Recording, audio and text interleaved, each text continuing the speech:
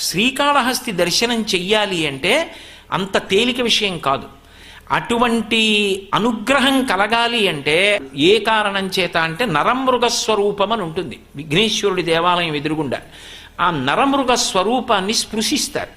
ఆ నరమృగ స్వరూపాన్ని స్పృశిస్తే తప్ప శ్రీకాళహస్తి క్షేత్రం లోపల దర్శనం అంత తేలిక కాదు అని చెప్తారు. ఎక్కడైనా సరే శివలింగం పక్కన అమ్మవారు ఉంటుంది.